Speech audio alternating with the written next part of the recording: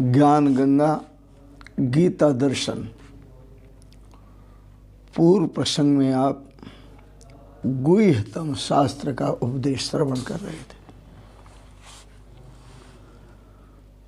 गोपनीय ज्ञान जो केवल अधिकारी को दिया जाता है,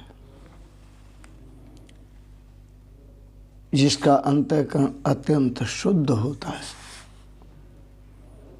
जो अपनी इंद्रियों का दमन कर लेता है, दैवी संपदा में जीता है। आज के प्रसंग में ओम श्री परमात्मने नमः। अथ द्वादशो अध्यायः। श्री भगवान उवाच अभयं सत्व संशुद्धिर्ज्ञान योग विवस्थिति दानम दमश्च यज्ञश्च स्वाध्यायस्तप आर्जवम्। इस द्वादश अध्याय में और पहले श्लोक में भगवान श्री कृष्ण दैवी संपदा को प्राप्त पुरुष के लक्षणों का वर्णन कर रहे हैं। दो ही संपदा हैं, एक आसुरी और दूसरी दैवी।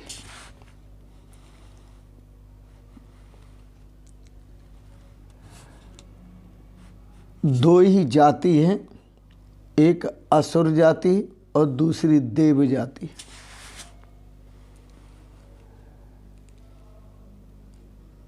संप्रदाय भी दो ही हैं, इसी को संपदा कहते हैं। एक देव संप्रदाय और एक राक्षस संप्रदाय। तो पहले भगवान श्री कृष्ण द्वादश अध्याय के प्रारंभ में दैव संपदा को प्राप्त हुए महापुरुष के लक्षणों को कहते हैं। अभयम सत्व संशुद्धिर ज्ञान योग व्यवस्थिति दानम दमश्च यज्ञश्च स्वाध्यायस्तप आर्जवम्। भगवान ने कहा, हे अर्जुन,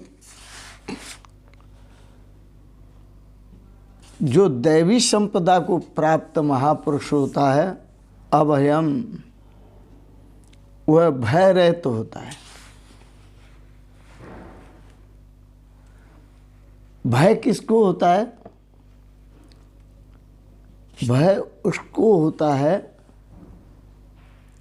जिसके अंदर कपट, छल, छिद्र, कुविचार, कुआचरण, उसको भय होता है।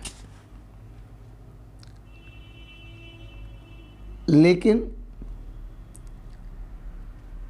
जो शुद्ध है, दैवी संपद को प्राप्त, उसको कोई भय नहीं होता। अभयम, वह भय रहित होता है, उसके पास भय का सर्वथा अभाव होता है।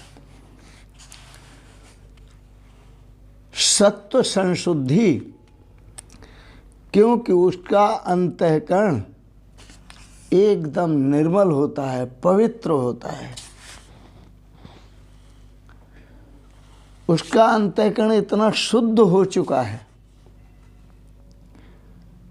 कि उसमें गंदगी के लिए जगह ही नहीं है। बुरी वासनाओं के लिए, बुरी भावनाओं के लिए, बुरे विचारों के लिए, बुरे आचरण के लिए जगह ही नहीं है। सत्व संशुद्धि, उस महापुरुष का जो अंतःकरण है वो एकदम शुद्ध है।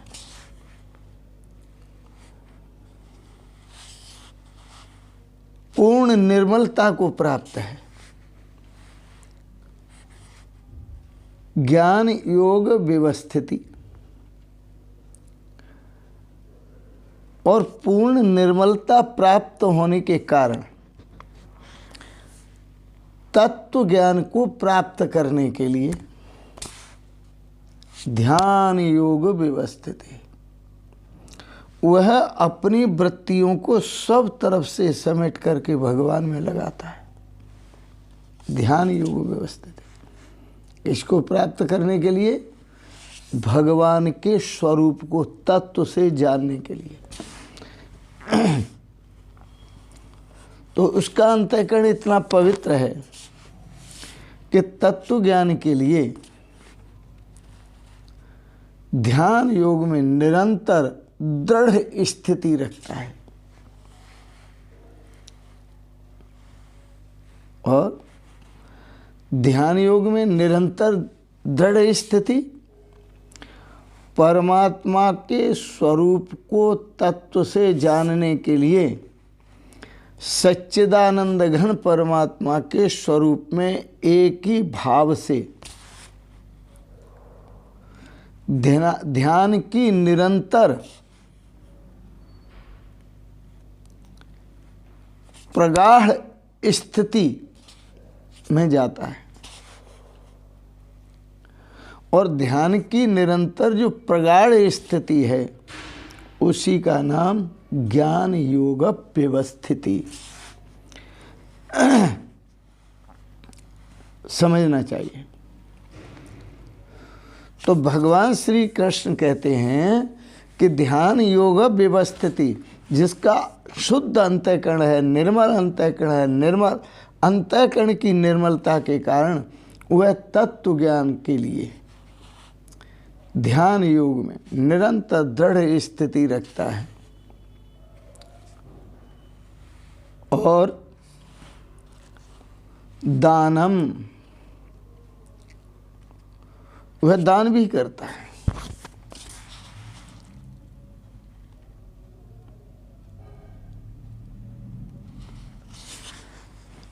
तो दान का अर्थ सही देखेंगे तो इसी गीता के 17वें अध्याय में और 20वें श्लोक में देखेंगे।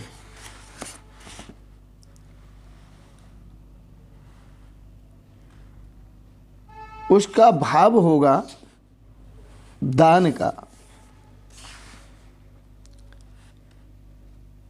सात्विक दान। सात्विक दान से मतलब है ईमानदारी से, नेक कमाई करके, नेक मेहनत के द्वारा, अच्छी मेहनत के द्वारा, पवित्रता से कमाया गया जो धन, उस धन में से सुपात्र को दान देना। सुपात्र को दान देना, अधिकारी को दान देना। जो अधिकारी है, दान का अधिकारी है, ऐबी को नहीं। जो शराब पीता है, भांग खाता है, गांजा पीता है, पड़ा रहता है, वो तो तामस में चला गया, क्योंकि आपने तमोगुणी को दिया है। सात्विक दान का मतलब है वास्तव में जिसे जरूरत है।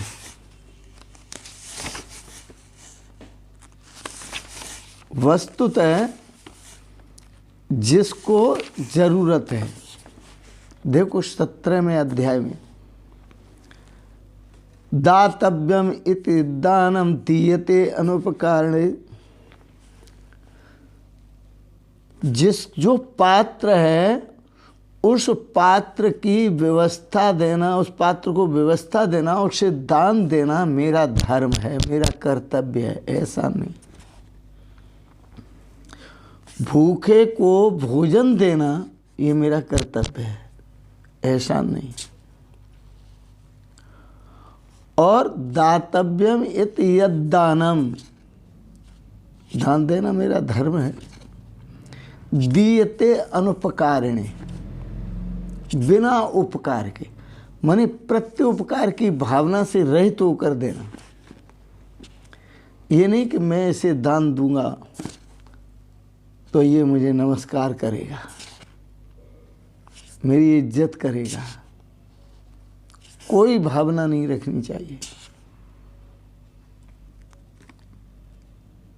दियते अनुपकार ने प्रत्युपकार की भावना न रख करके देना चाहिए। देशे काले च पात्रे च, और कैसे देना चाहिए? देशे, देश को देखो जिसके पास अभाव हो, समय को देखो जिस समय अभाव हो, फिर वस्तु को देखो जिस वस्तु का अभाव हो। ऐसे प्राणियों की सेवा करो। देशे काले च पात्रे च तद्दानम सात्विकम विदु। अर्जुन, उस दान को सात्विक दान कहते हैं। यज्ञश्च, और यज्ञ करना। दमः, दानम दमश्च यज्ञश्च, इंद्रियों का दमन। ये इंद्रियां संसार के विषय भोगों को भोगने के लिए बहुत लालायित रहती हैं। मन भी लालायित रहता है। इंद्रियों का दमन करना, और दमन करके उन इंद्रियों के द्वारा भगवान की सेवा करना, अपने देवताओं की सेवा पूजा करना, भगवान की सेवा पूजा करना, अपने देवों की सेवा पूजा करना, और अपने माता पिता की, अपने गुरुजनों की सेवा पूजा करना। दमश्च, इसको दमन कहते हैं। कि विपरीत दिशा में जाने वाली इंद्रियों को आपने रोक लिया और सही दिशा में लगाया।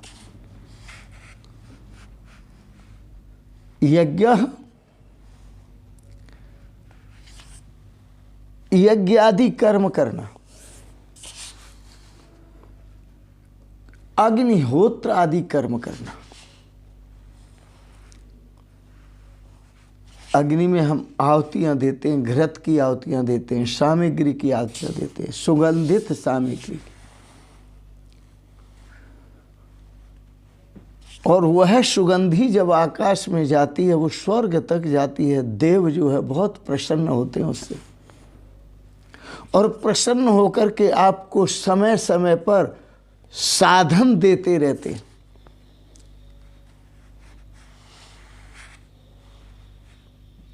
समय समय पर आपकी आवश्यकताओं की पूर्ति करते रहते हैं देव। इसलिए तो हम देवों का पूजन करते हैं। हमें चिंता नहीं होती पूर्ति की।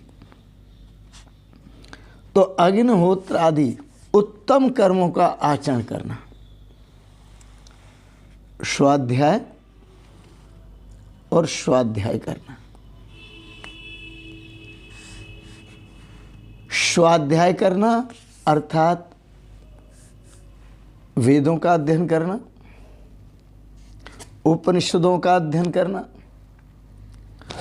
और रामचरितमानस का अध्ययन करना, गीता का अध्ययन करना, पुराणों का अध्ययन करना, भागवत का अध्ययन करना, स्वाध्याय। और इससे भी बेहतर आपको शब्द मिलेगा स्वाध्याय का, स्व मानी अपना अध्ययन करना। आप दिन में डेली अध्ययन करो। आप शाम को, आज मैंने कितना बुरा बोला, कितना अच्छा बोला, कितनों से।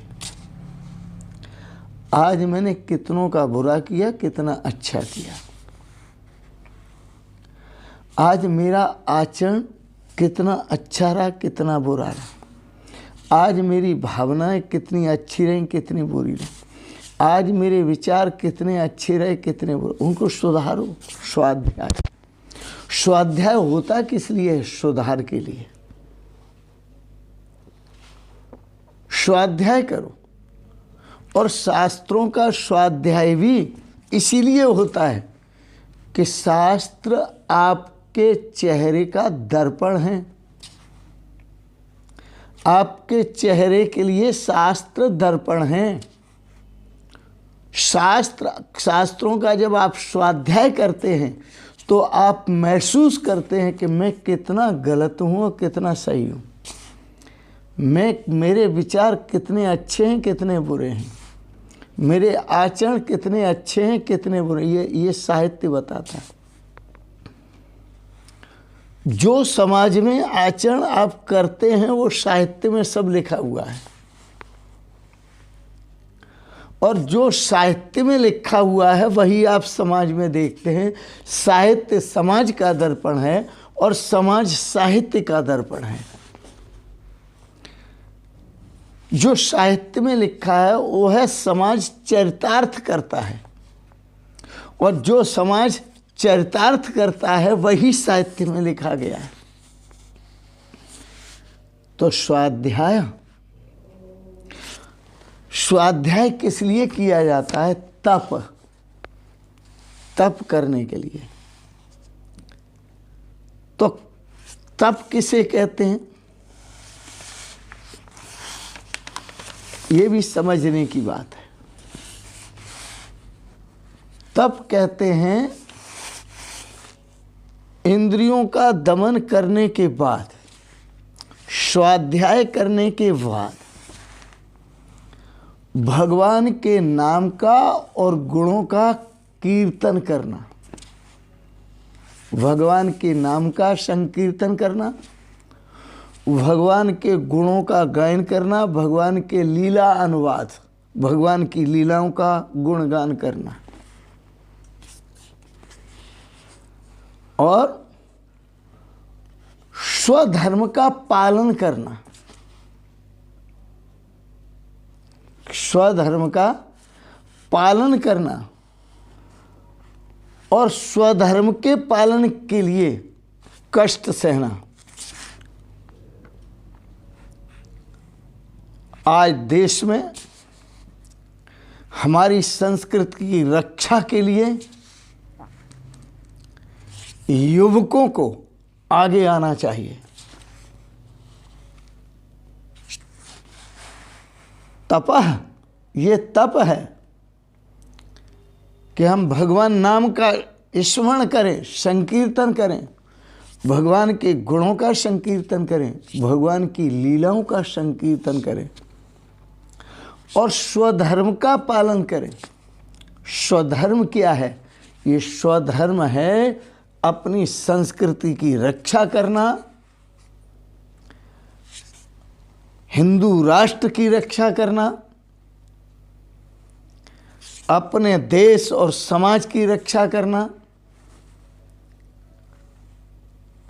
अपने धर्म सनातन धर्म की रक्षा करना। ये तप है। और उस रक्षा के लिए कष्ट सहन करना। इसलिए तो पहले विद्यार्थी गुरुकुल में जाते थे और अपने चरित्र के निर्माण करने के लिए वो नग्न भी रहते थे, नंगे पांव भी रहते थे, शरीर पर वस्त्र भी नहीं होता था। गुरुजन उसका त्याग कराते थे। वो जमीन पर लेटते थे एक दरी बिछाकर। आज तो सबको गद्दे चाहिए, सुंदर बिस्तर चाहिए, सुंदर जूता, सुंदर चप्पल। क्या बात है। आज भी ऐसे महापुरुष हैं जो जिज्ञासु हैं, जो त्याग में जीते हैं और पूर्व में जो महापुरुष हुए वही आदर्श जीवन जीते हैं जिन्होंने त्याग को अपनाया था। तो स्वधर्म के पालन में कष्ट सहन करना। विद्यार्थी का स्वधर्म है विद्या प्राप्त करना, न कि विलासिता में जीना। वह अपने धर्म का पालन करे। हमारे देश के प्रत्येक मानव का धर्म है अपने स्वधर्म का पालन करना, सनातन धर्म की रक्षा करना। और सनातन धर्म में जो जो नियम हैं पूजा के, पाठ के, उन सब का आचरण करना। आर्जवम, आगे आर्जव शब्द का प्रयोग किया है। तो आर्जवम का अर्थ होता है शरीर तथा इंद्रियों के सहित अंतःकरण की सरलता। पूर्व में कहे हुए गुणान्वितम, गुणों से युक्त साधक में ये विशेषता होनी चाहिए कि उसके शरीर में सरलता, इंद्रियों में भी सरलता, अंतःकरण में भी सरलता।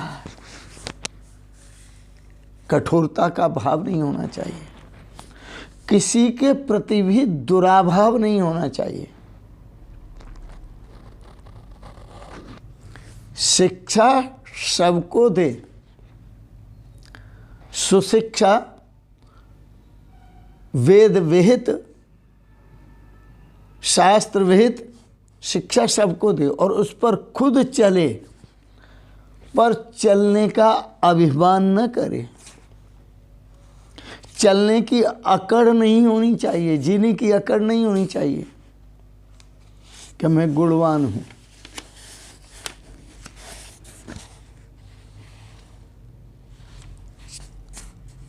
गुणवान गुणों की यह रीति, फल लागत डाल नवावत हैं। वृक्ष पर गुण क्या है? फल। जब फल आते हैं तो अपनी डाली को झुका देता है। इसी तरह यह जो महापुरुष है, जो दैवी संपदा को उपलब्ध है, उसके ये लक्षण बताए हैं। वो महापुरुष बहुत विनम्र और सरल होता है, अपने जीवन में आनंद करता है।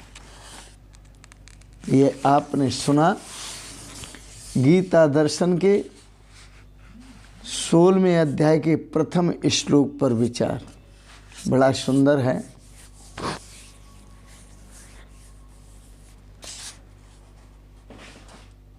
वह तो अपने जीवन में दैवी संपद को प्राप्त महापुरुष परम आनंद में जीता है, परम शांति में जीता है, शाश्वत सुख में जीता है। और वो अपने मन को कहता है, मन काहे रोवे मनुआ, आनंद ही आनंद है। काहे रोवे मनुआ, आनंद ही आनंद है। काहे रोवे मनुआ, आनंद ही आनंद है। घर में भी आनंद है और बाहर भी आनंद है। घर में भी आनंद है और बाहर भी आनंद है। काहे रोवे मनुआ, आनंद ही आनंद है। काहे रोवे मनुआ, आनंद ही आनंद है। यहाँ पर भी आनंद है और वहाँ पर भी आनंद है। यहाँ पर भी आनंद है और वहाँ पर भी आनंद है। काहे रोवे मनुआ, आनंद ही आनंद है। काहे रोवे मनुआ, आनंद ही आनंद। सदा आनंद में रहता है, सदा अपनी मस्ती में रहता है। तो वह दैवी संपदा को प्राप्त पुरुष के लक्षणों का वर्णन आप श्रवण कर रहे थे। और यह दैवी संपदा देवों की है, यह दैवी संपदा भक्तों की है। मैंने आपको कहा दो ही प्रकार की जाति है, एक देव जाति है, एक असुर जाति है। आप किस जाति के हैं इसका आप निर्णय लेंगे स्वयं। आप अपने आचरण को देखेंगे कि आपका आचरण किस जाति का है, असुर जाति का है या देव जाति का है। आपका विचार, अपने विचार का निरीक्षण करेंगे कि यह आपका विचार देव जाति का है या असुर जाति का है। अपना निरीक्षण कीजिए, अपना स्वाध्याय कीजिए। और आपको लगे असुर जाति का है तो उसका त्याग करें, लगे देव जाति का है उसका अनुमोदन करें, आचरण करें। इन शब्दों के साथ ही सुंदर प्रेरणा के साथ आपको एक बात ज़रूर कहेंगे, आपको अच्छे लगे विचार, इनको सब्सक्राइब करें, लाइक करें, शेयर करें। और इन शब्दों के साथ ही आप सबको अनंत मंगलमयी शुभ कामनाएं करते हुए बहुत बहुत प्रणाम, बहुत बहुत प्रणाम। ओम शिवोहम शिवोहम शिवोहम।